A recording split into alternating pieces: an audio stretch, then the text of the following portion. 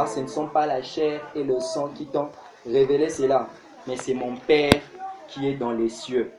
Et moi je te dis que tu es Pierre, et que sur cette pierre je bâtirai mon église, et que les portes du séjour de mort ne prévaudront point contre elle.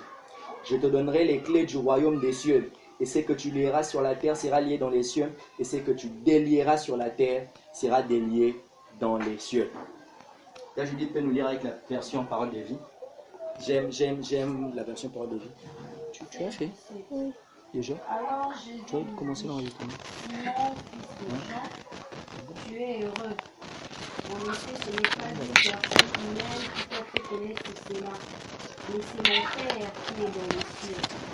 Et moi je te dis ceci, tu es Pierre, et sur cette pierre je construirai mon église, Ok. et la puissance de la mort ne pourra J'aimerais vous rien laisser ça, contre la puissance de la mort.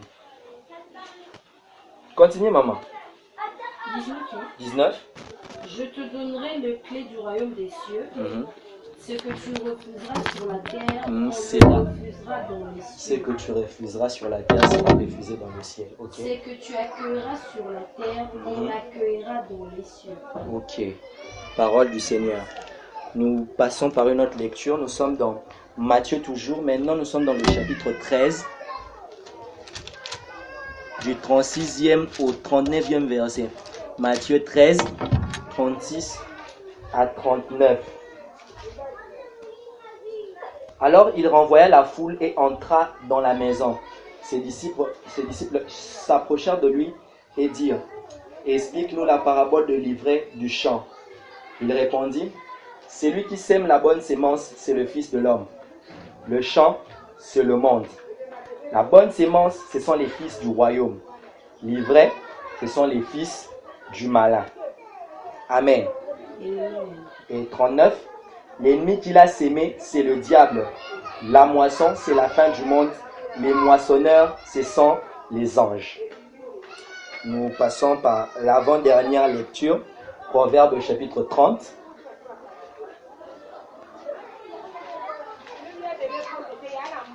Proverbe 30, 18 à 19. Proverbe chapitre 30.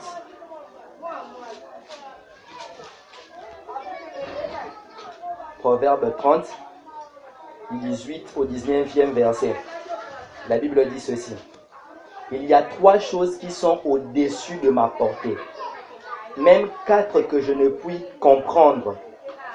La trace de l'aigle dans le ciel, la trace du serpent sur le rocher, la trace du navire au milieu de la mer, et la trace de l'homme chez la jeune femme.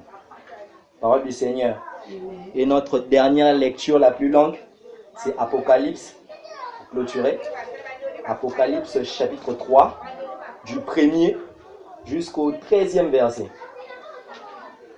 Est-ce que quelqu'un aime la parole de Dieu? Moi en tout cas, je l'aime. Je suis prêt à lire la parole de Dieu jusqu'à fatiguer.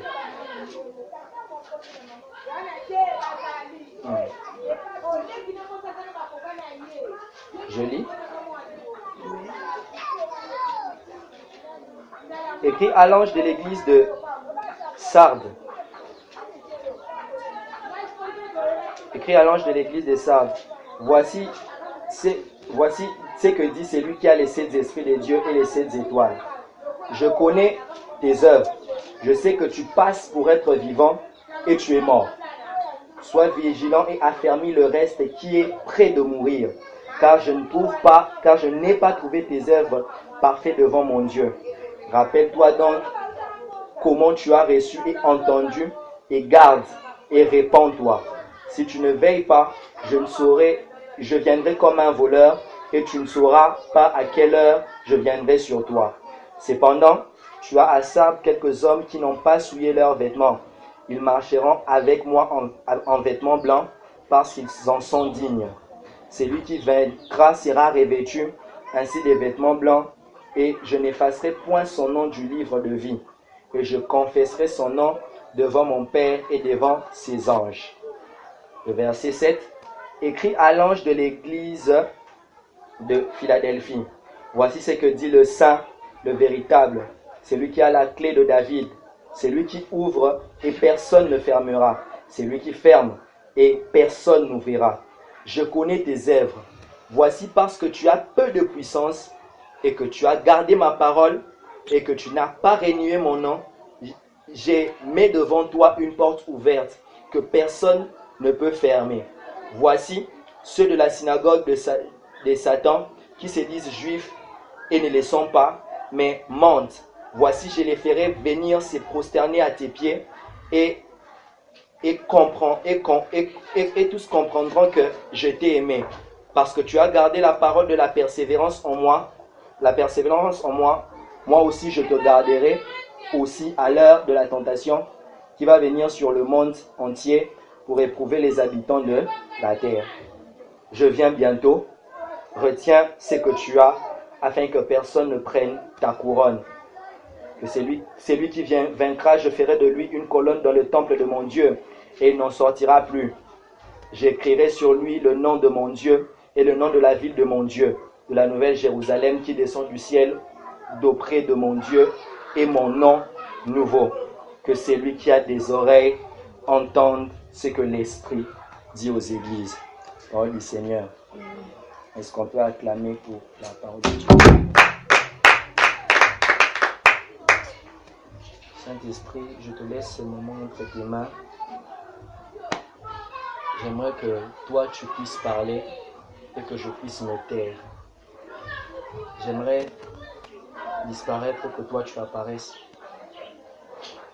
Je ne sais guère parler et quand je parle, je bégaye. Et je sais que toi tu parles mieux que moi. Alors je te demande de bien parler, de parler à quelqu'un et de faire comprendre à ton peuple ta pensée pour ces temps, pour cette saison et pour cette période. Seigneur, je prie aussi pour le cœur de chacun, car je peux même être un bon sémeur et s'aimer le grain de ta parole sur leur cœur. Mais si la terre n'est pas bonne, le grain ne produira pas de fruits. Alors je te connais comme le Dieu qui change les cœurs et qui touche les cœurs. Que toi-même tu puisses préparer leur cœur, que toi-même tu puisses toucher le cœur de chacun et que chacun reçoive ta parole et qu'il en mette en pratique afin que ces paroles produisent de fruits et que ces fruits demeurent. Que toi seul règne, que toi seul domine, que toi seul sois Seigneur, que toi seul sois Dieu, que toi seul tu conduises toutes choses du début jusqu'à la fin, que toi seul puisses dominer ma vie, mon être tout entier, que je puisse être sous le contrôle et la puissance de ton esprit, que tu sois mon Dieu et que je ne sois que ton serviteur. Au nom de Jésus-Christ. Amen. Amen. Amen. Si nous sommes là, c'est à cause du Saint-Esprit. Nous ne sommes pas là à cause de moi. Nous sommes là à cause de lui.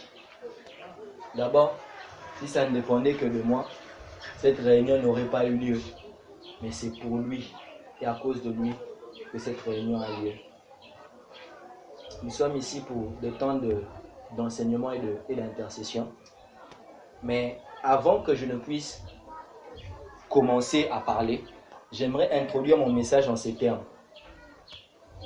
Le Saint-Esprit est une personne. Le Saint-Esprit est une personne. J'aimerais dire à quelqu'un que le Saint-Esprit est une personne. Le Saint-Esprit peut prendre l'apparence de quelque chose, peut prendre quelques emblèmes pour nous enseigner une dimension de ce qu'il est et une qualité qu'il possède ou une caractéristique qu'il possède. Mais le Saint-Esprit n'est pas cet emblème, le Saint-Esprit n'est pas cette image. Qu'est-ce que je veux dire par là? Le Saint-Esprit peut être illustré comme un feu. Le Saint-Esprit n'est pas le feu. Mais le Saint-Esprit brûle et consume comme un feu. Le Saint-Esprit peut être illustré comme la nuée de gloire. Le Saint-Esprit n'est pas la nuée de gloire. Mais le Saint-Esprit peut te couvrir et te conduire pendant la journée comme la nuée de gloire l'a fait. Le Saint-Esprit peut être illustré comme la colonne de feu. Le Saint-Esprit n'est pas la colonne de feu. Il n'est pas une colonne de feu. Le Saint-Esprit peut t'éclairer et te conduire la nuit, comme la colonne de feu a conduit Israël pendant la nuit. Le Saint-Esprit peut être illustré comme une colombe. S'il vous plaît, le Saint-Esprit n'est pas un oiseau, mais le Saint-Esprit a juste la sensibilité la douceur et la tendresse, ainsi que la pureté que possède une colombe.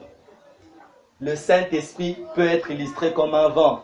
Le Saint-Esprit, ce n'est pas le vent, mais le Saint-Esprit est juste incontrôlable. Le Saint-Esprit il souffle comme un vent en fait.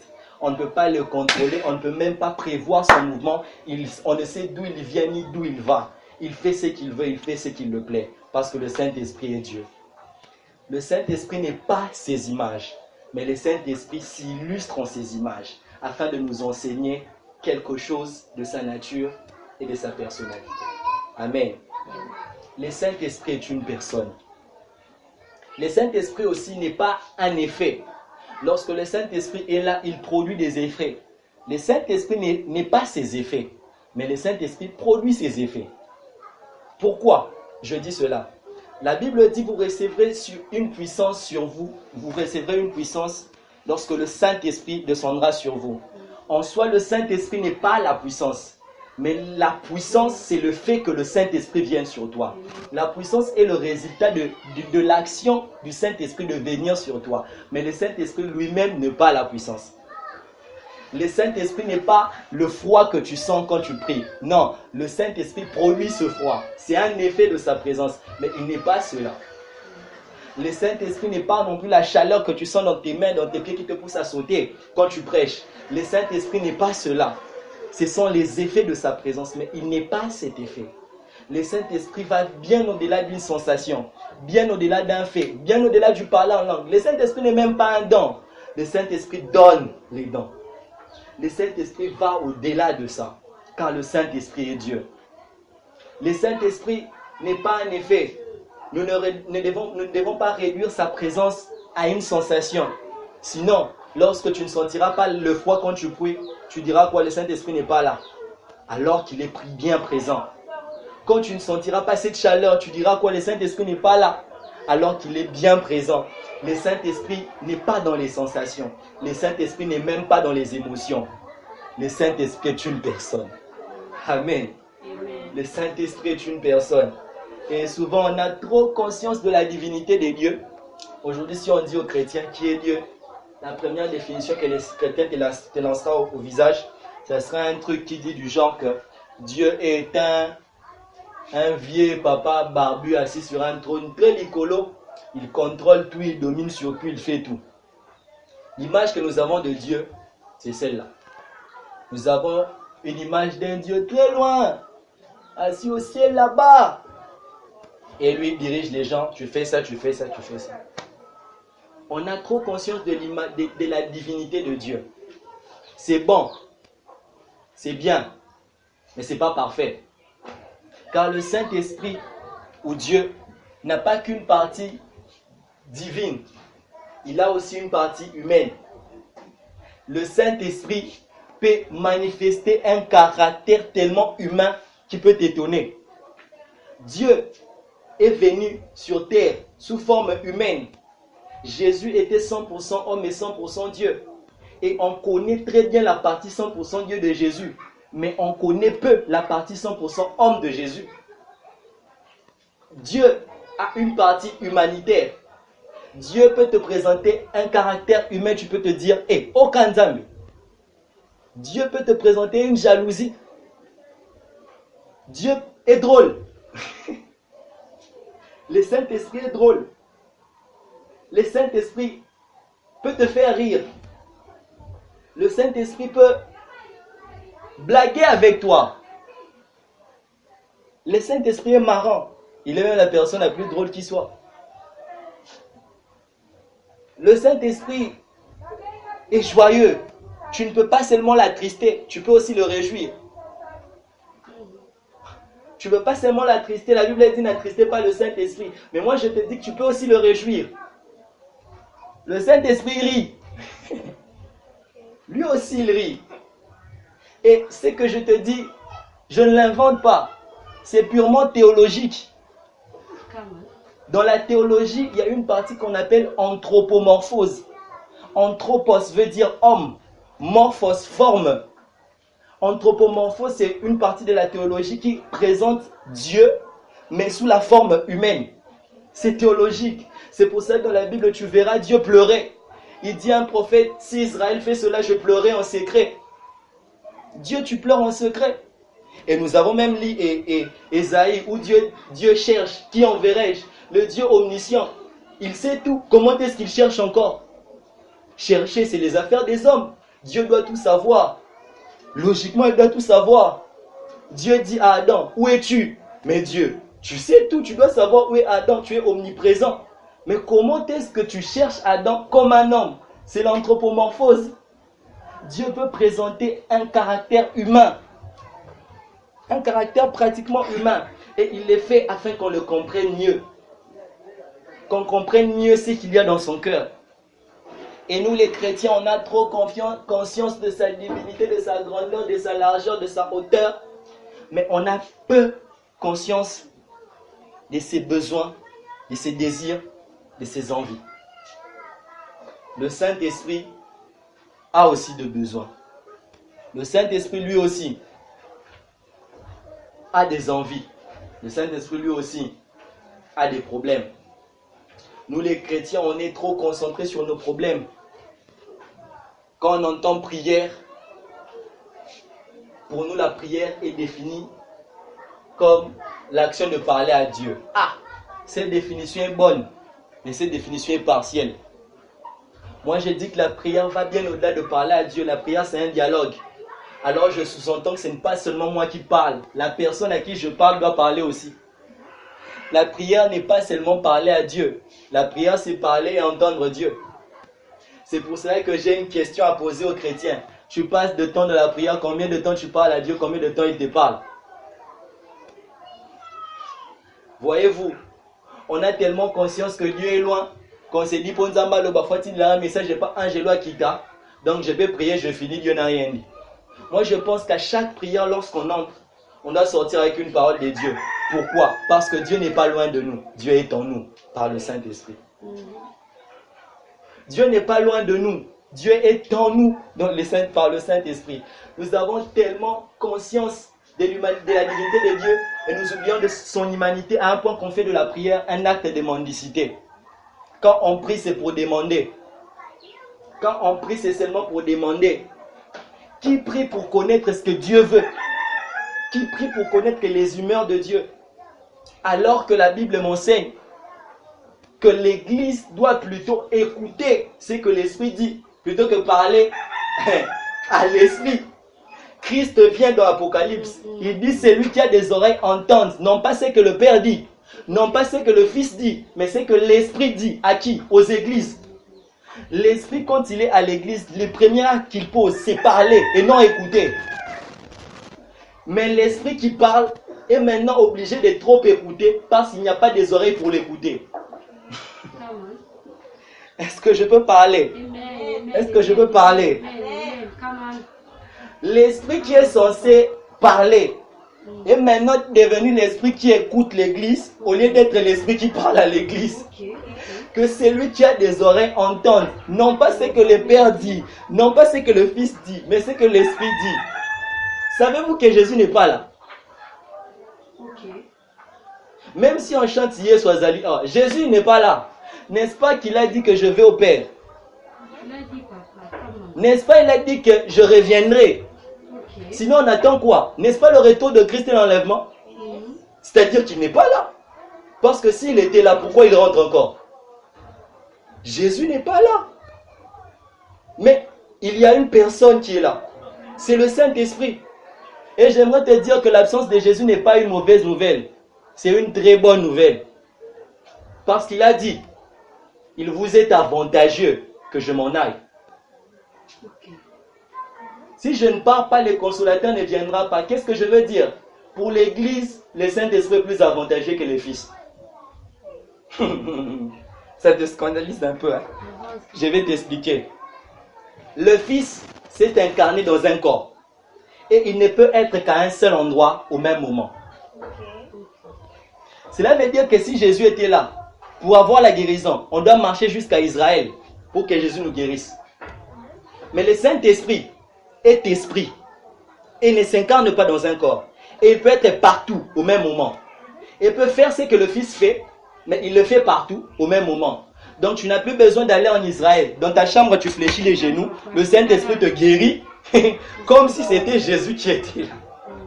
Jésus vous dit qu'il est avantageux que je ne sois plus là et que le Saint-Esprit vienne. Pourquoi? Il vous donnera ce que je vous donne en moins de temps que moi je le ferai.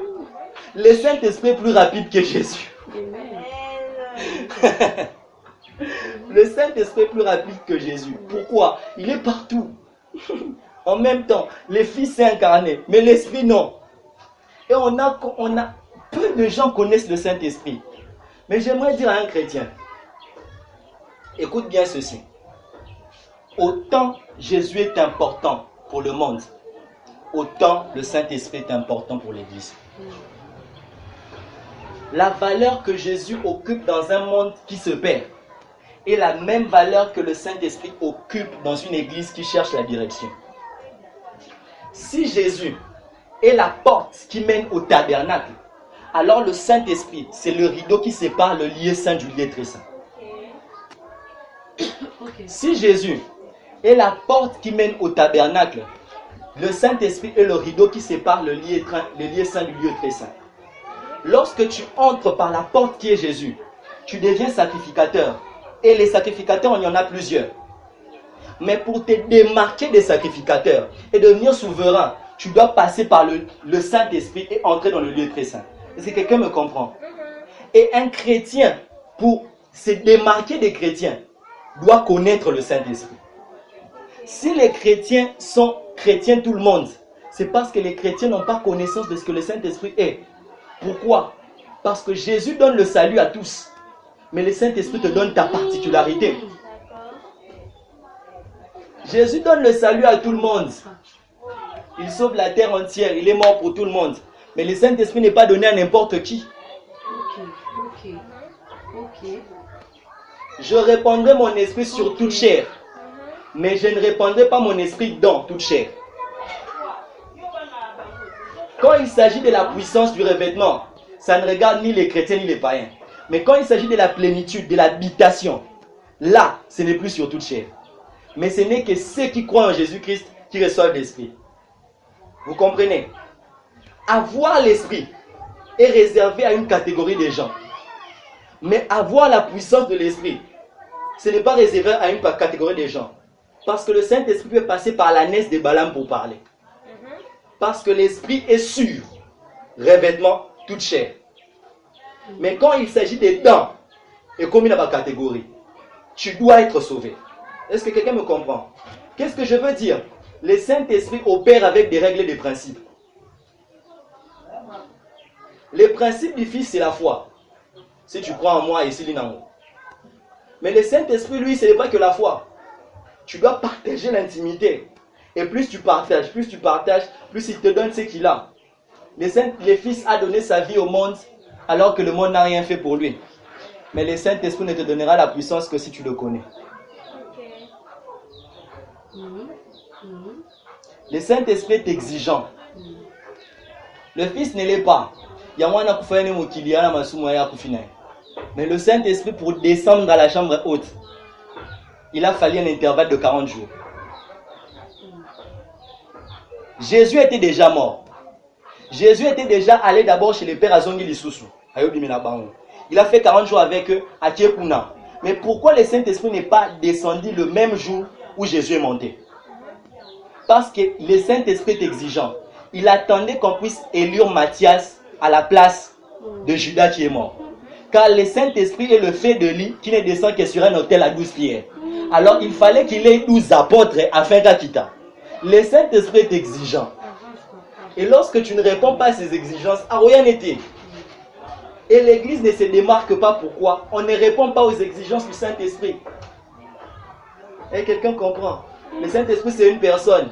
Et moi-même, quand je partage mon intimité avec le Saint-Esprit, je vois qu'il ressemble plus à une femme qu'à un homme. Ça, c'est personnel. C'est mon avis personnel. Le Saint-Esprit. C'est la personne la plus magnifique qui soit. Et le Saint-Esprit a des plans, il a des projets. Et on a tant passé du temps à présenter à Dieu nos projets, nos plans, nos besoins, nos désirs, nos envies. Et on ne sait pas quels sont ces projets ses plans, ses besoins, ses désirs et ses envies. Aujourd'hui, si je te dis qu'est-ce que tu veux, tu me feras une liste de tes besoins. Mais si je te dis qu'est-ce que le Saint-Esprit veut, peu de gens échoueront et peu de gens réussiront, plusieurs échoueront. Si on te demande quelle est ton humeur, tu sauras exactement quelle est ton humeur. Mais si on te demande quelle est l'humeur du Saint-Esprit maintenant, peu de gens réussiront. Et si tu me donnes l'humeur du Saint-Esprit, tu me donneras peut-être l'humeur du Saint-Esprit par rapport à ta vie. Parce qu'un chrétien qui vit dans le péché aura un Saint-Esprit attristé. Et un chrétien qui vit dans la sanctification aura un Saint-Esprit joyeux. C'est ça, non? Mais quelle est l'humeur du Saint-Esprit par rapport à lui-même?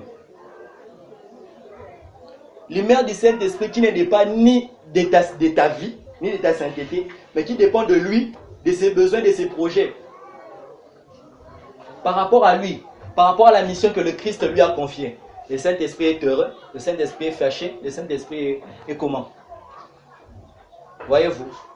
Et le Saint-Esprit m'a dit d'organiser ces assises pour parler de ses projets, ses besoins, ses désirs. Et par là, vous comprendrez quelle est son humeur. Il m'a dit que cette organisation n'est pas faite pour quelqu'un, n'est pas faite pour moi, ni pour toi. C'est fait pour lui. Et même quand je dis qu'on aura des temps d'intercession, on n'intercédera pas pour nos problèmes. On intercédera pour ses problèmes. Car le Saint-Esprit a des problèmes. Et il a besoin de toi pour les résoudre. On parlera de ses besoins, ses problèmes, ses projets. Amen, amen. Amen, amen. Et le thème de ces 3 jours de prière, c'est le réveil par l'amour. Et quelqu'un peut dire le réveil par l'amour. Le réveil par l'amour. Est-ce que quelqu'un peut le dire bien, le réveil par l'amour? Le réveil par l'amour. Le réveil par l'amour, c'est le projet du Saint-Esprit. C'est son projet. Le Saint-Esprit a un plan. Rien que toi, tu as un plan, peut-être que dans 2 ans, que tu puisses te marier, avoir des enfants. Comment? Le Saint-Esprit a aussi un plan, un projet. C'est le réveil par l'amour. Et souvent, on n'est pas habitué à ces termes. Réveil, réveil, réveil. On entend trop à l'église, mais on ne saisit pas exactement c'est quoi le réveil. On entend réveil partout. D'ailleurs, nous prions dans des églises qui s'appellent églises de réveil. Mais, c'est quoi le réveil au fait? Beaucoup de gens parlent du réveil, mais peu de gens savent ce que c'est que le réveil. Beaucoup de gens en parlent et en parlent de toutes les manières. Mais c'est quoi le réveil?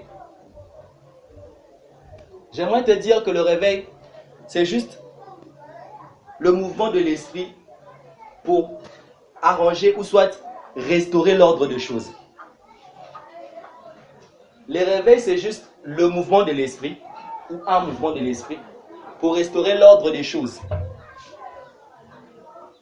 C'est juste un mouvement de l'esprit pour restaurer l'ordre des choses. Le réveil du grec diegero, qui veut dire s'éveiller, ou soit bouger une mer qui s'endort. Quand la mer est calme, le vent souffle et la mer bouge et produit des vagues. Ça, en grec, on appelle ça le réveil. Et en grec, diegero veut aussi dire mettre en action. Quelqu'un qui n'était pas en action, qui était en repos, le mettre en mouvement. Chez les Grecs, c'est ça le réveil. Mais la définition que l'Esprit m'a donnée d'annoncer à vous, mes frères et sœurs, c'est que le réveil, c'est le mouvement de l'Esprit pour restaurer l'ordre des choses. Amen. Amen. Ce qui veut dire qu'il y a un ordre. Et l'ordre est renversé. Et donc le réveil vient de rétablir l'ordre qui a été renversé. Et j'aimerais vraiment vous dire que il ne faut qu'être aveugle pour voir que l'ordre n'est pas renversé. L'ordre des choses est renversé. Si nous regardons les choses aujourd'hui, les choses ne sont pas telles qu'ils étaient censés être. Les choses n'étaient pas censées être telles qu'elles le sont maintenant. Non, les choses n'étaient pas censées être ainsi. Les chrétiens d'aujourd'hui ne sont pas des chrétiens comme ils étaient censés l'être. Le monde d'aujourd'hui même n'est pas le monde tel qu'il était censé être. Tout aujourd'hui n'est pas ce qu'il était censé être. Dans la Bible, nous avons lu Jésus dire à Pierre, tu es Pierre, et sur ce roc je bâtirai mon ecclésia. Et que les portes du séjour de mort, ou même la version parole de vie dit, la puissance de la mort, les puissances de la mort, ne pourront rien contre elle. Ça, c'est l'Église. Parce que vous devez savoir que lorsqu'on parle de l'Esprit, les privilèges numéro 1 de l'Esprit, ce n'est pas ta vie. Les besoins numéro 1 ou soit les projets numéro 1 de l'Esprit n'est pas par rapport à toi, n'est pas par rapport à ta famille. Les projets numéro 1 du Saint-Esprit, c'est d'abord pour l'Église. Car le Saint-Esprit a été envoyé pour préparer l'Église et le présenter à Christ. Le Saint-Esprit, c'est l'ami de l'époux qui est esthéticien, qui est envoyé pour rendre belle l'épouse de son ami et présenter à son ami, voici ton épouse. C'est pour cela que dans l'Apocalypse, Jésus dit que l'Esprit et l'épouse disent, viennent. Qu'est-ce que ça veut dire? Que l'épouse qui a été enseignée par l'Esprit puisse se joindre à l'Esprit et parler un même langage. Ce qui est de appeler le retour de Christ. L'épouse qui dit viens, c'est l'épouse qui est prête, qui a été préparée par l'Esprit. Mais l'église d'aujourd'hui n'est pas prête à dire viens. Au contraire, on dit l'église n'est pas prête. Les projets de l'Esprit sont d'abord par rapport à l'église. D'abord par rapport à l'église. Et aujourd'hui, on va parler d'abord de l'église. Celui qui connaît le Saint-Esprit a un cœur attaché à l'église corps de Christ. Celui qui fait du Saint-Esprit son ami, le Saint-Esprit lui parlera certainement de l'état de l'église. Car c'est ça qui le fait mal. Et c'est ça qui le fait pleurer. Jésus dit, les portes des séjours de mort ne prévaudront point contre elle. Mais, aujourd'hui, si nous regardons l'église, les portes du séjour de mort ont prévalu sur l'église. D'abord, parlons des portes du séjour des morts, comme Louis II le dit. Les portes du séjour de mort peuvent être interprétées dans deux sens. Premièrement, les portes du séjour des morts, Jésus, quand il parlait des portes du séjour de mort, il faisait allusion d'abord, premièrement, il parlait dans le sens du temple de Jérusalem. Le temple de Jérusalem avait 5 portiques, ou 5 portes. Et ces 5 portes étaient l'image des 5 ministères qui devaient s'exercer dans l'église. Ces 5 ministères censés produire la vie.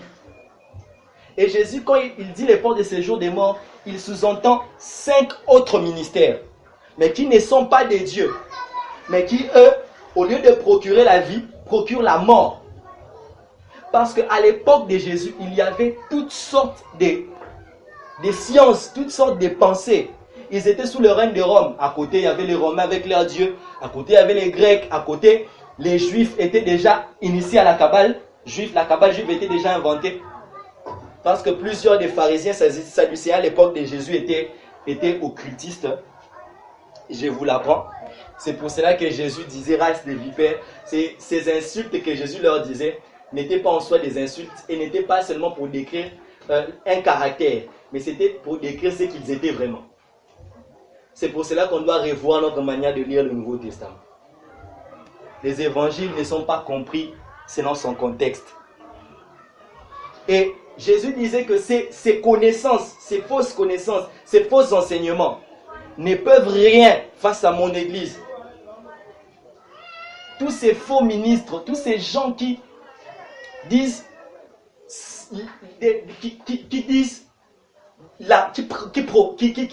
qui donnent la mort à l'église, qui donnent la mort aux gens, au lieu de leur donner la vie par leurs enseignements.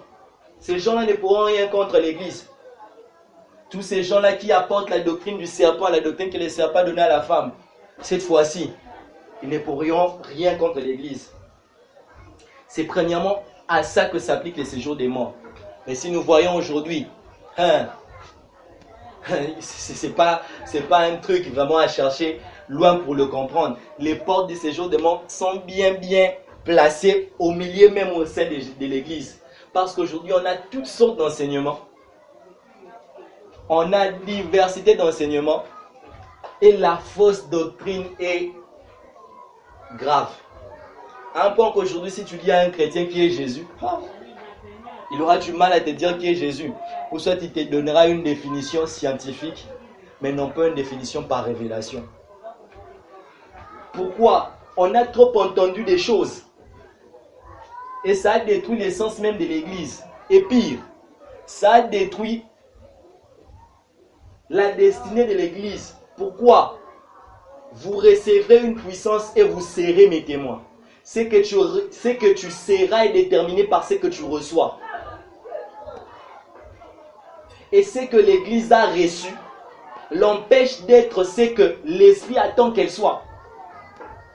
C'est parce que l'église a entendu trop de fausses doctrines que l'église ne va pas de l'avant.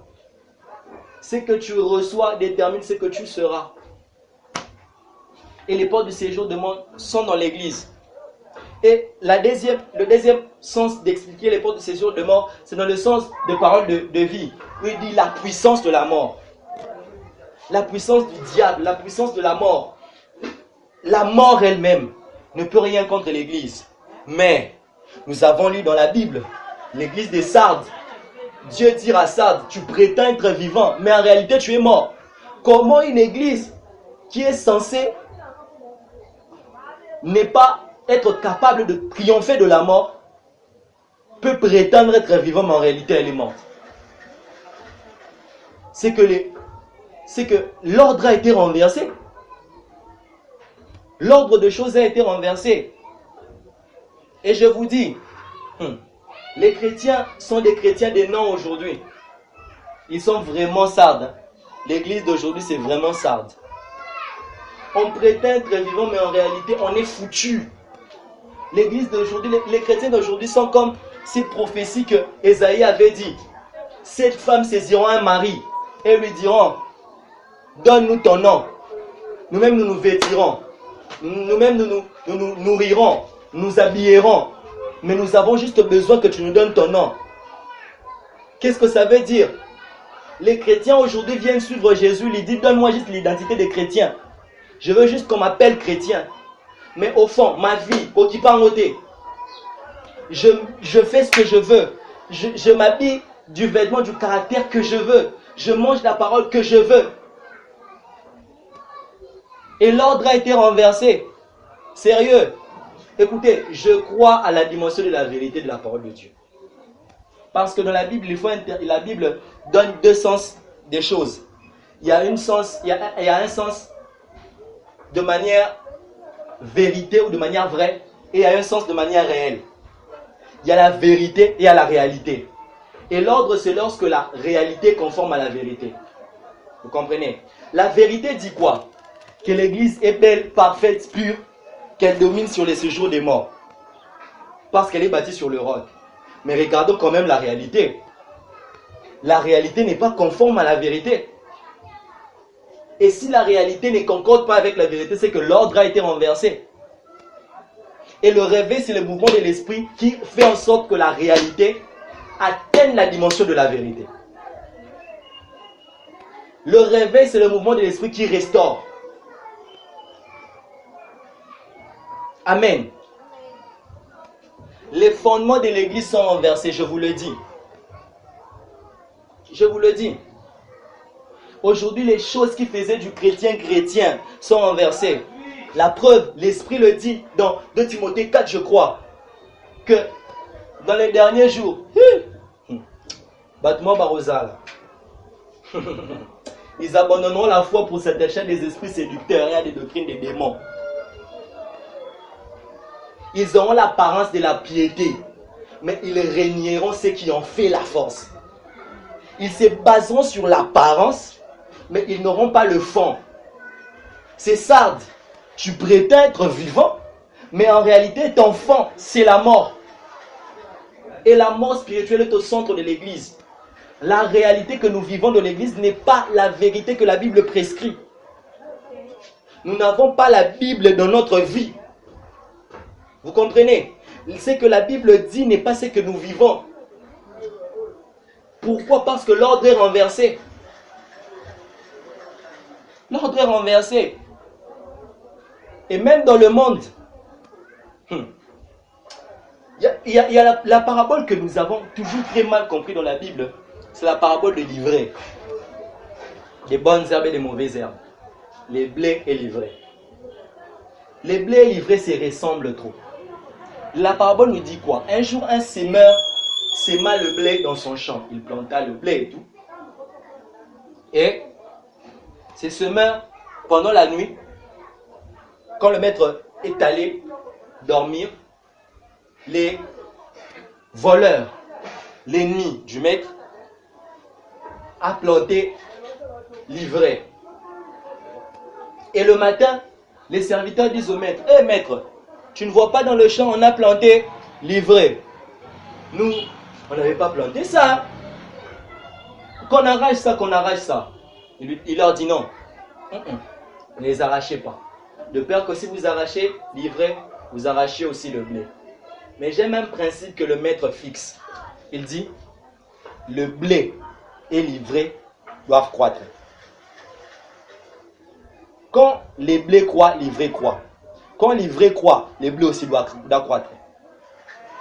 De manière qu'à la fin, qu'on puisse à l'œil nu distinguer quel est le blé, quel est l'ivraie. Et souvent, nous interprétons ces passages mal. Nous disons que les champs, c'est l'église. Mais on vient de le lire. Le maître a dit, le champ, c'est le monde. Le blé, ce sont les fils du royaume. Et l'ivraie, ce sont les fils du malin. Qu'est-ce que je veux dire? Lorsque dans le monde, vous voyez les fils du diable progresser, en d'autres termes, les chrétiens aussi doivent progresser. Parce que les blés et l'ivraie doivent croître ensemble. Est-ce que vous saisissez un peu le truc? C'est pour ça dans les derniers jours, on dit dans les derniers jours que l'apostasie régnera, que les péchés abondera, mais c'est dans les mêmes derniers jours que la Bible dit aussi qu'on répandra l'esprit sur toute chair. Vous comprenez ce parallélisme? Lorsque les péchés augmentent, la sainteté doit aussi monter.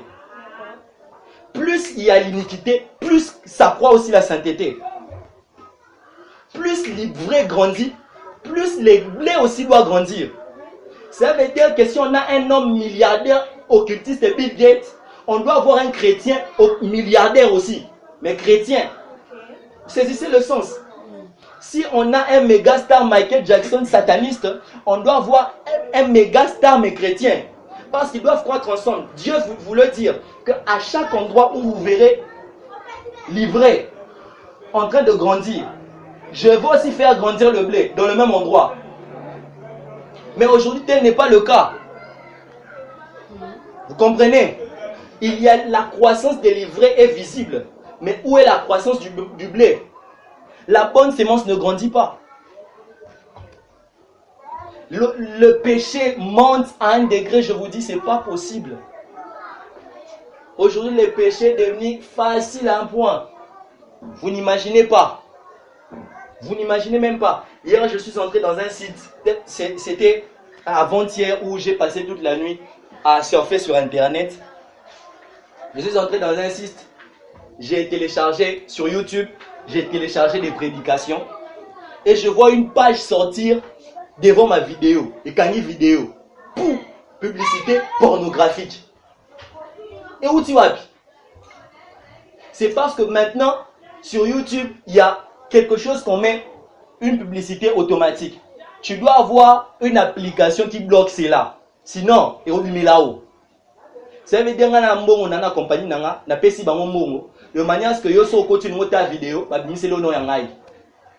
Au kanyango, à l'hôtel yayo. Donc ça publicité nanga. Et je vous dis, il y a plus de 100 millions de compagnies porno au monde. Est-ce qu'on imagine quel argent dépense? Mais plus il y en a, il y a combien des églises? Vous comprenez qu'on doit bâtir des églises. Lorsque ils montent, nous aussi on doit monter. Aujourd'hui, quand on attend riche, sataniste. Oh, il y a mon frère même, j'ai d'un qui dit, ce moni moutaleki na TV 10 fois. C'est qu'à la télé, on va bénir dans beaucoup de cultisme. Sérieux. Le péché s'accroît. Le diable progresse. Mais l'église ne progresse pas. L'ivraie grandit. Mais le blé ne grandit pas. Les païens avancent. Aujourd'hui même, on pense que pour être riche, tu dois obligatoirement aller à la Maïkari. Qui vous dit ça? La Bible m'enseigne que l'or et l'argent appartiennent à qui? À mon Père. C'est mon Père qui a l'or et l'argent. C'est mon Dieu. Et cet ordre qui a été renversé, je vous l'annonce, va être rétabli. Car le Saint-Esprit en fait son projet. Les projets du Saint-Esprit ne sont pas des projets, ce sont aussi des prophéties. Les projets du Saint-Esprit sont aussi des prophéties. C'est pour cela que quand le Père avait pour projet d'envoyer le Fils, il envoyait les prophètes prophétiser sur la venue du Fils. Et puisque le Saint-Esprit a pour projet le réveil, il envoie des prophètes pour parler du réveil. Et je vous annonce que cet ordre qui a été renversé va être rétabli. Cet ordre qui a été renversé va être rétabli. Car nous avons vu Sardes, où les portes du séjour de mort ont régné sur Sardes. Mais en contraste, nous voyons aussi Philadelphie. Une église où Jésus dit, tu es faible, tu as peu de puissance, mais tu n'as pas régné mon nom. Et qu'est-ce que moi je fais? Je t'envoie ceux de la synagogue de Satan, ces païens-là, ces infiltrés. Mais je les envoie se prosterner à tes pieds, afin que tu domines sur eux. Vous comprenez? Je crois que Christ va restaurer les séjours du monde, des morts qui ont dominé sur nous. Nous allons dominer sur ça. Ils vont venir se prosterner à nos pieds. Ce n'est pas nous, c'est le projet du Saint-Esprit. Le Saint-Esprit va restaurer l'ordre de choses. Nous ne verrons plus des chrétiens d'identité, mais nous verrons des vrais, des originaux chrétiens. C'est le projet du Saint-Esprit, je vous l'annonce. Le Saint-Esprit a un plan. C'est de restaurer l'ordre qui a été renversé. Le Saint-Esprit est comme Élie, qui avant de faire descendre le feu, rétablit d'abord l'autel qui a été renversé. Et avant que le Christ ne descende, l'autel de l'église qui vient d'être renversé doit être rétabli. Et je vous annonce que bientôt là, les faux pasteurs vont faire faillite. Parce que les yeux des chrétiens seront illuminés. Et ils sauront que tel et tel, tel et tel. Car la Bible dit que dans le période de la moisson c'est la fin du monde. On saura qui est le blé, qui est livré. Et on saura celui si c'est un vrai, celui si c'est un faux. Non pas par apparence, mais par conviction, car l'Esprit parlera par plusieurs. Je vous annonce la restauration de l'Église.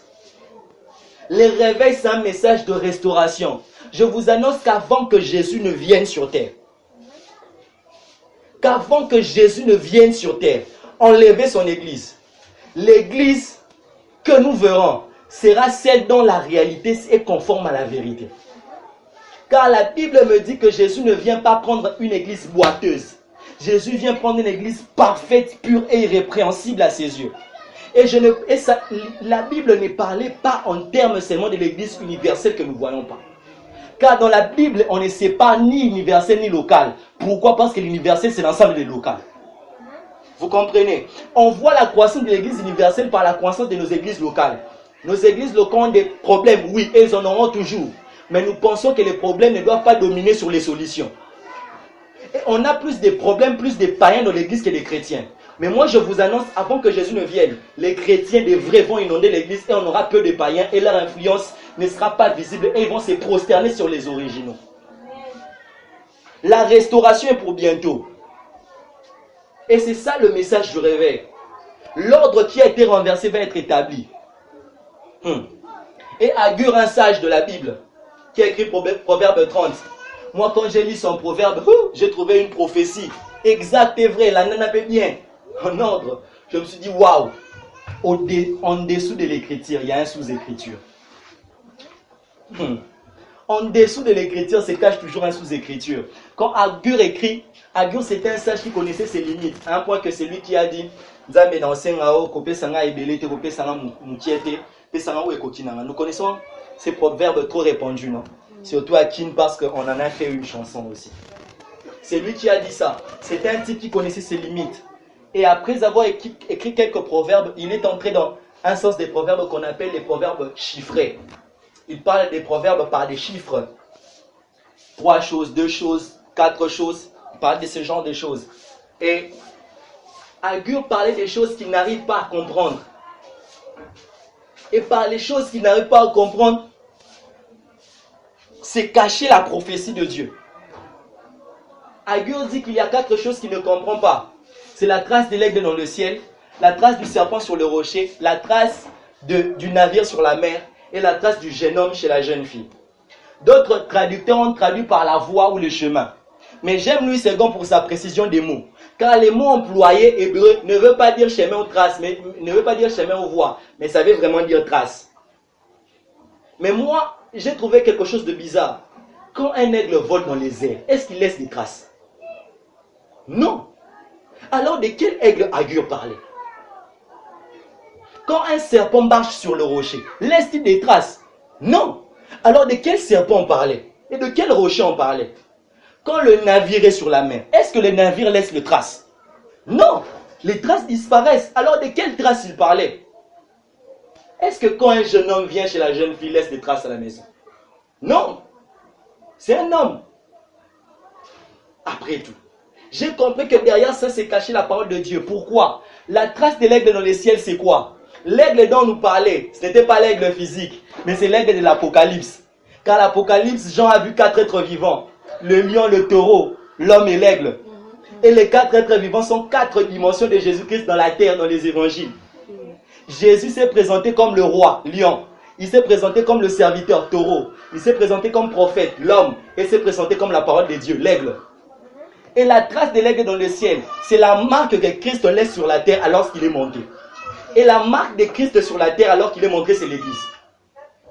Agur a prophétisé sur l'église sans savoir. Agur parlait déjà de la formation de l'église qui est la trace de l'aigle lorsqu'il monte dans le ciel. Et la trace du serpent sur les rochers.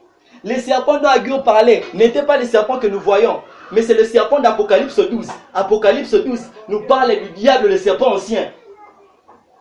Et le rocher dont il parlait n'est pas le rocher visible, mais c'est le roc sur lequel Christ a bâti l'église. Tu es Pierre, et sur ce roc, je bâtirai mon église. Et le serpent a laissé des traces sur le rocher, le fondement de l'église. C'est ce que nous voyons. Les principes, la base même de l'église a été marqué des hérésies du diable. Le serpent a laissé des traces sur le rocher. Les fondements même de l'église ont été touchés par Satan. La trace du serpent sur les rochers, c'est ce que nous vivons. Mais moi, j'aime la suite. J'aime les 2 derniers proverbes. J'aime les 2 dernières choses que Agur ne comprend pas. C'est la trace du navire sur la mer. Est-ce que quelqu'un peut dire la trace du navire sur la mer? La mer dont Agur parlait n'est pas la mer. La mer dont Agur parlait. La Bible nous dit que la mer symbolise les peuples, les tribus, les langues et les nations. La mer dont Agur parlait, c'était le monde. Et le mot employé pour dire navire. Ah, malheureusement, j'ai laissé le mot à l'intérieur de l'autre cahier. Le mot employé pour dire navire ne voulait pas seulement dire navire. Ce mot hébreu veut aussi dire marin ou homme navire. Homme navire, marin. Les hommes navires qui laissent des traces sur la mer. Qu'est-ce qu'il veut dire par là? Dans la Bible, nous voyons un homme navire marcher sur la mer. Cet homme navire a marché sur la mer. Il était un homme, mais c'était un navire spirituel. Et quand il a vu Pierre, il a dit aussi à Pierre, toi si tu es homme navire, viens suis-moi. Pierre aussi a marché. Le navire physique marchait. Et il y en a eu d'autres qui ont préféré rester dans les navires physiques. Mais Pierre est passé au-delà de ça, il est devenu navire spirituel, il a marché aussi. Qu'est-ce qu'il veut dire par là? La prophétie dit ceci, que les hommes navires qui sont les chrétiens domineront, marcher sur les nations et les peuples. Voici la prophétie de l'Esprit. Que avant que Jésus ne revienne, vous verrez des hommes navires s'élever au milieu des nations, au milieu des peuples et dominer, car ils laisseront des traces dans le monde. Vous n'êtes pas seulement appelés pour que Dieu mette vos noms sur les livres de vie. Et vous êtes aussi appelés pour que vos noms soient écrits dans les pages de l'histoire.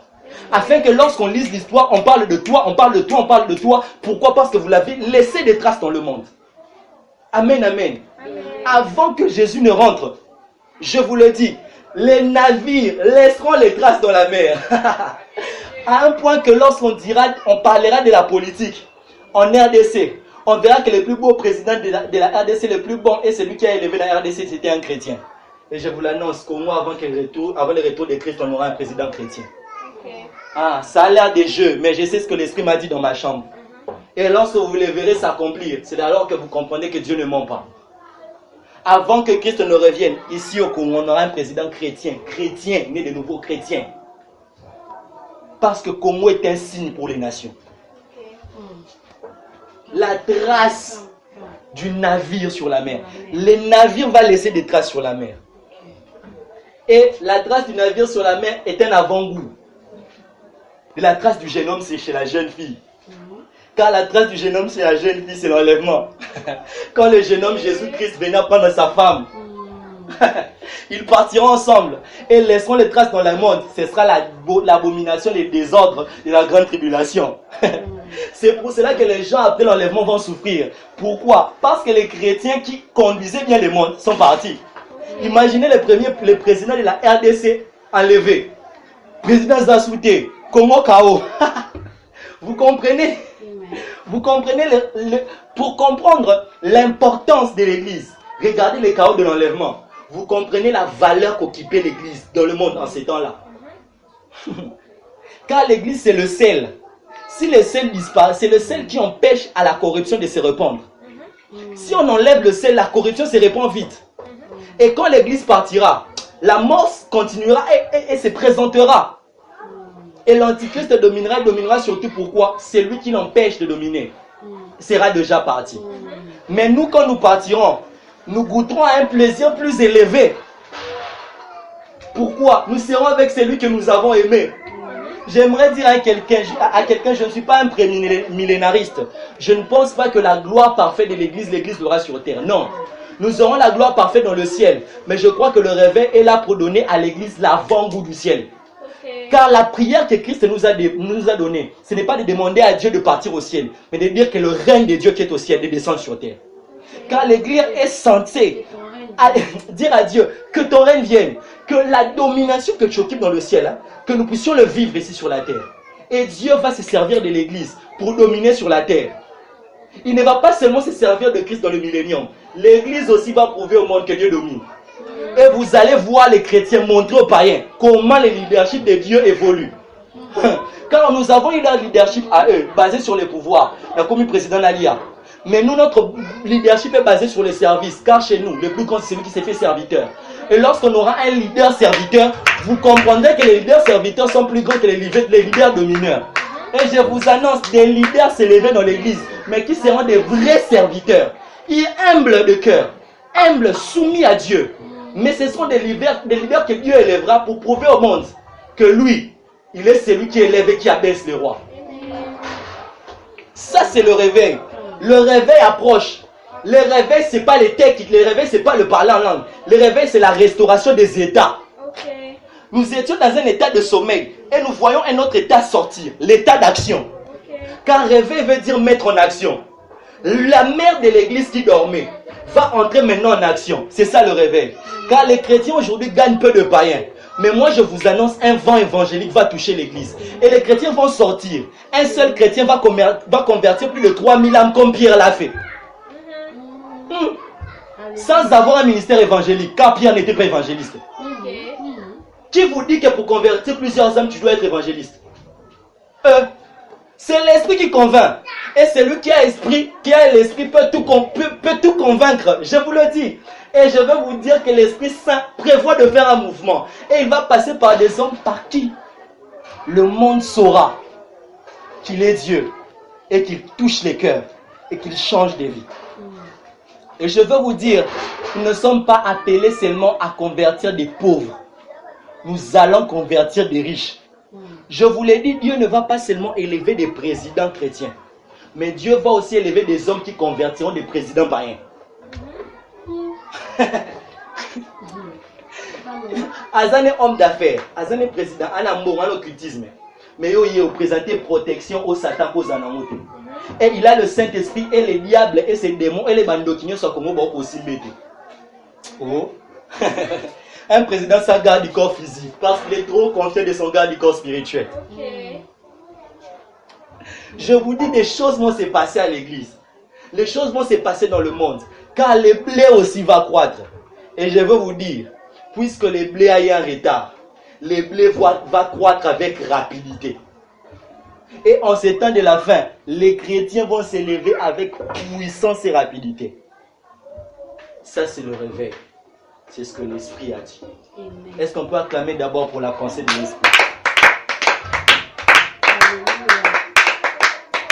Ça, c'est le projet de Dieu.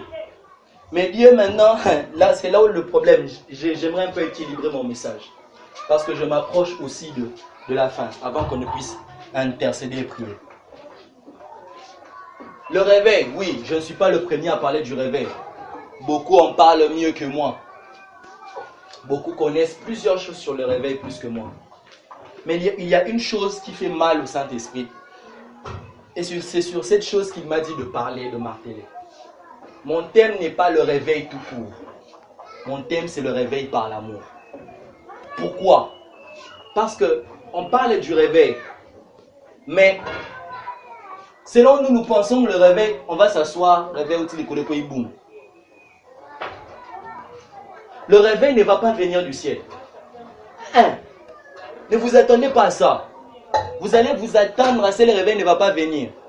Avant que le Saint-Esprit descende, il fallait qu'un courageux du nom de Pierre puisse faire une élection, afin que Matthias remplace Judas.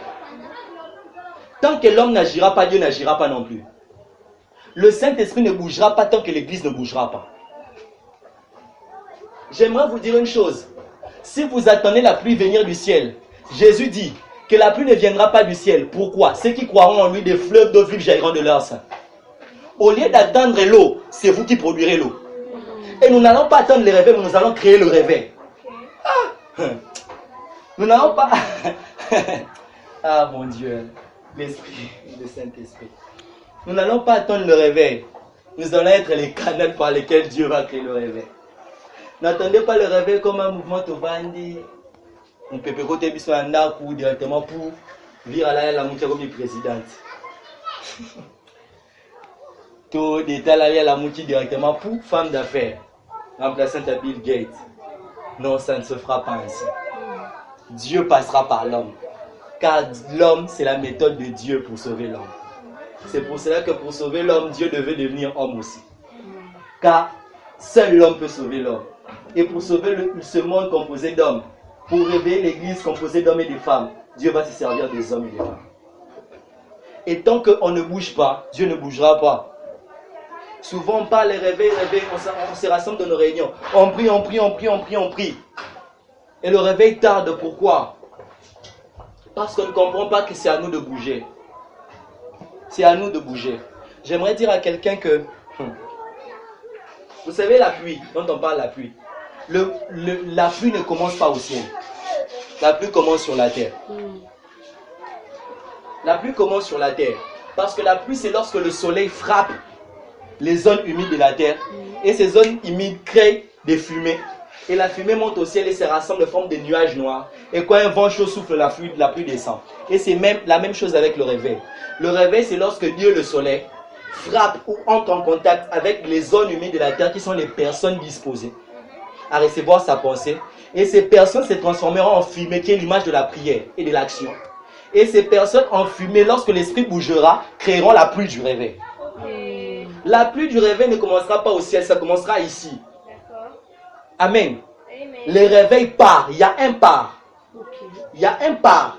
Le réveil, il y a toujours un canal. L'esprit doit toujours passer par quelqu'un. L'esprit doit toujours passer par quelqu'un. Et pas mon tout. Je vous le dis. Avant même, dans Genèse 1, Dieu crée le ciel et la terre. La terre était informée vide. Mais j'aime la version grecque qui dit la terre devint informée vide. Car entre Genèse 1 et Genèse 2, il y a quelque chose qui s'est passé, la chute de Lucifer. Et c'est ça qui transforme la terre en informe et vide. Et mais quand la terre est informe et vide, on nous donne une précision. L'Esprit de Dieu mouvait. L'Esprit mouve, mais il ne fait rien. Mais quand Dieu dit, il donne une parole, on voit la lumière être créée. Alors que la Bible m'apprend que la parole de Dieu, ce n'est pas seulement des mots, mais c'est une personne. Quand Dieu a dit, le Fils est venu. Et quand le Fils est venu, l'Esprit l'a suivi. Et ensemble, ils ont créé la terre. Et je vais vous dire pour ce réveil, Dieu va aussi dire. Mais son dire ne sera pas des mots, mais ça sera des paroles des hommes et des femmes. Car la parole de Dieu, ce n'est pas Jésus. L'église, c'est le corps de Jésus. L'église aussi est la parole de Dieu. Et Dieu va passer par des hommes et des femmes qui vont être des messages vivants. Pour dire au monde, le réveil là. Et le réveil va être créé par des hommes et des femmes. Des canaux par lesquels des tuyaux par lesquels l'eau de l'esprit va passer. Afin d'étancher la soif du monde. Amen, amen. Car Dieu a dit, venez à moi vous toutes qui avez soif et je vous donnerai de l'eau gratuitement. Le monde a soif de la paix. Le monde a soif des solutions. Et le monde a cherché la solution auprès du diable. Alukia Zuité. Et le monde est tellement assoiffé que lorsque des hommes et des femmes vêtus de l'Esprit de Dieu, remplis de l'Esprit de Dieu avec les caractères de Dieu, se présentent avec la vraie solution, le monde va tellement boire, c'est cela qui nous conduira au millénium. Et la paix va venir au monde. Le règne de Dieu va venir au monde, va venir dans les églises. Par des hommes. Dieu passera toujours par l'homme. Dieu passera toujours par l'homme. Dieu passera toujours par l'homme. Mais Dieu aussi ne passera pas par n'importe quel homme. Parce que le paralytique était assis devant la porte appelée la Belle. Tout le monde passait. Tout le monde lui donnait de l'argent. Mais pour que le paralytique marche, il ne fallait pas tout le monde. Mais il fallait un Pierre qui possédait de l'eau, qui s'appelle la parole de Dieu, afin qu'il lui dise, je n'ai ni or ni argent à te donner, mais qu'il lui dise aussi que j'ai quelque chose à te donner. Et c'est quelque chose, c'est Jésus. Et au nom de Jésus, marche. Les paralytiques de l'église ne cherchent pas n'importe quel homme, mais cherchent des pierres et des gens. Et qui sont les pierres et les gens? Les pierres et les gens ne sont pas les chrétiens qui ont l'onction. Non. Les pierres et les gens, je vais même fermer. Les pierres et les gens ne sont pas des hommes et des femmes qui ont une maturité dans la vie chrétienne basée sur 20 ans de le Seigneur. Non. Les chrétiens que Dieu va utiliser pour emmener le réveil, ce ne sont pas des hommes qui connaissent tout, qui connaissent l'hébreu, les grecs. Non, pas eux d'abord. Pas d'abord. Il n'y a qu'une seule qualité que Dieu cherche pour faire de toi son instrument. C'est l'amour. C'est l'amour. Dieu ne cherche pas des hommes puissants. Dieu cherche des hommes qui ont des cœurs. Car Dieu qui a donné à Israël Saoul, quand il a cherché son roi à lui, il n'a pas cherché un homme qui avait la puissance, mais il a cherché un homme qui avait son cœur. C'est pour cela qu'il a dit, David, l'homme selon mon cœur. Dieu va chercher des hommes qui ont son cœur. Et le cœur, quand je parle de cœur, c'est un peu trop compliqué les gens. Le cœur veut simplement dire caractère. Chrétien, ne courez pas derrière la puissance. Ne courez pas derrière l'onction. Courez derrière les caractères. Le fondement d'un chrétien n'est pas la puissance. La puissance varie. Les caractères ne varient pas. Et on ne forme pas une maison. On ne construit pas une maison par le toit. On construit une maison commençant par le fondement. Et le fondement de l'église, c'est le caractère de Christ. Et non les dons de Christ. Il y a les dons de l'esprit et les fruits de l'esprit. Les dons de l'esprit peuvent varier. Mais les fruits de l'esprit ne varient pas. J'ai une image à vous donner. Prenez l'image d'un arbre. L'arbre a des fruits, mais l'arbre produit aussi l'ombre. L'ombre, c'est le don. Parce que quand l'homme vient sous l'arbre, il est caché de la chaleur du soleil et l'arbre devient un homme pour lui, un cadeau pour lui. Vous comprenez? Mais les fruits sont là permanents. un parallélisme entre l'ombre et le fruit. L'ombre dépend du soleil. Le soleil, lorsqu'il se couche, l'ombre disparaît. Mais le fruit demeure. Qu'est-ce que je veux dire? Les dons spirituels dépendent des temps. My God. Car les dons cesseront, mais les fruits ne cesseront pas. 1 Corinthiens 13 dit, je prophétise en partie, je connais en partie. Mais les dons cesseront, les langues cesseront. Il y a une chose, l'amour est éternel. Okay. Il dit 3 choses demeureront. La foi, l'espérance et l'amour. Mais j'aime la fin. La plus grande de ces choses, c'est l'amour. Okay. Celui qui est bâti sur l'amour est bâti sur un fondement éternel. Et j'aimerais te dire, les fondements sur lesquels tu es bâti influencera les œuvres que tu feras. Quand on veut construire une maison, un gratte-ciel de 100 étages, on creuse dans une profondeur dans la dimension de 50 étages. Plus le fondement est profond, plus la maison sera haute. Vous comprenez? Plus le fondement est durable, plus la maison sera grande. Et puisque la Bible dit que l'amour a la plus grande durée, l'œuvre que ceux qui sont fondés par l'amour feront, c'est-à-dire le réveil, aura aussi une longue durée. Vous comprenez? Pourquoi est-ce que les réveils qui sont passés ont été comme des vagues? Et maté quitté, réveil bandi, réveil ici, réveil bandi, réveil ici. J'ai lu l'histoire du réveil, j'ai lu l'histoire de nos pères du réveil. C'est parce que nos pères du réveil ont bien démontré la puissance de Dieu. Mais ils n'étaient pas basés sur le bon fondement. Et ce que je dis, ce n'est pas moi seulement qui le dis. Charles Finet le dit. Charles Finet, il était appelé les spécialistes de réveil. Lui, partout il passait, il faisait des réveils. Mais Charles Finet, à la fin de sa vie, écrit un livre que j'ai téléchargé, Le Feu du Réveil. Charles Finet dit quoi dans ce livre? Notre problème, parce qu'à l'époque où il écrit ce livre, le réveil commence à descendre et à finir.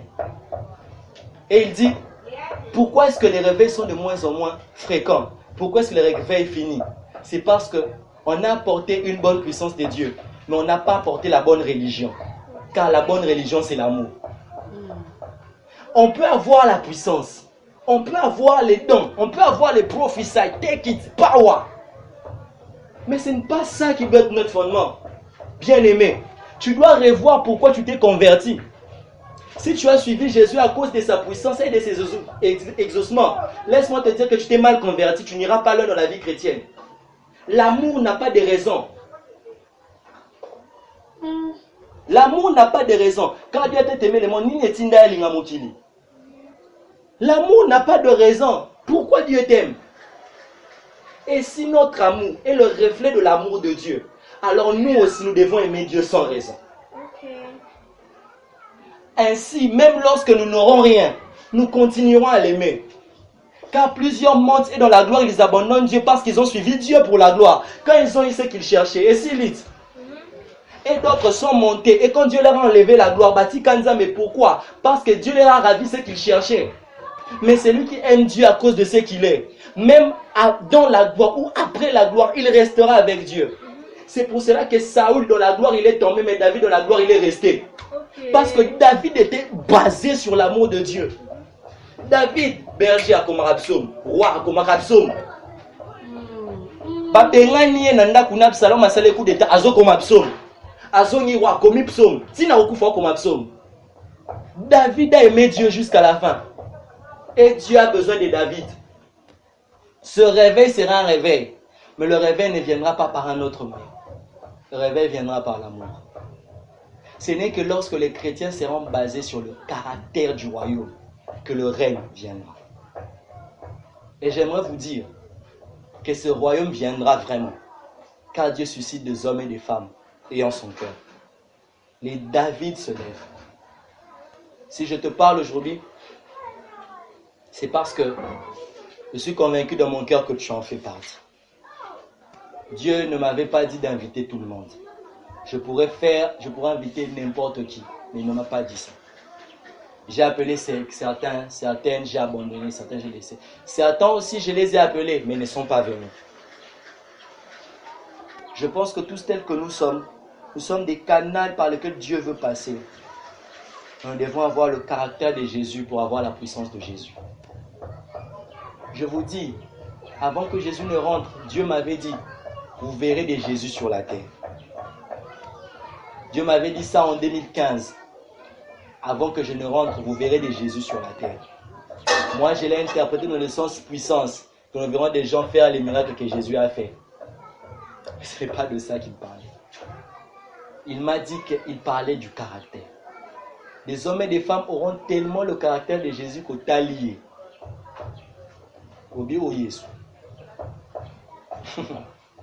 Et c'est à cause de leur caractère que Dieu leur donnera une puissance comme la puissance de Jésus. Ne cherche pas la puissance pour avoir le caractère, mais aie le caractère pour avoir la puissance. Amen. Amen. Et bientôt là, nous allons prier. Parce que je crois en la prière. Nous avons assez prié pour nos besoins. Nous allons maintenant prier pour les besoins de Dieu. Nous allons prier pour les besoins de Dieu. Je crois en la prière. Vous savez, quand on parle d'église, on nous a défini les colonnes d'église comme l'ensemble des hommes qui sont hors, l'ensemble, une assemblée appelée horde. C'est bien ça le mot, hein? Je suis moniteur à l'école, c'est ça que j'enseigne à mes enfants. Une assemblée appelée horde, donc des gens qu'ils ont mis à part. Mais c'est un mot latin. Et chez les latins, quand Jésus le disait, il ne le disait pas seulement sous cette définition, mais il le disait de manière à ce que les gens comprennent de quoi il parlait. Car c'était un terme connu à l'époque de Jésus.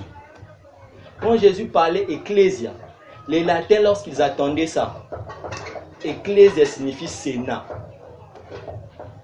Car les sénateurs étaient des citoyens romains qui étaient pris de Rome, mis à part pour créer l'Assemblée nationale et le Sénat et voter des lois qui devaient arriver au pays tout entier. Et l'Église, c'est l'ensemble des hommes et des femmes que Dieu a tirés du monde pour faire une assemblée qui voteront des choses qui viendront sur la terre. Cela veut dire que ce que l'Église lit sur la terre est lié dans les cieux et arrivera certainement. Et ce que l'Église ne lit pas n'arrive pas. Et il n'y aura pas de réveil s'il n'y a pas de mouvement d'intercession. Il faut que des hommes et des femmes s'élèvent et prient pour ceux qui tiennent le cœur de Dieu, afin que ces choses arrivent. Car Dieu peut décider, mais Pierre, tu as la clé. Tu dois ouvrir ou fermer. Si tu n'ouvres pas, ça ne viendra pas. Et là, on va prier pour que le réveil vienne. Amen. Amen. Que Dieu vous bénisse. Est-ce qu'on peut acclamer pour le Seigneur?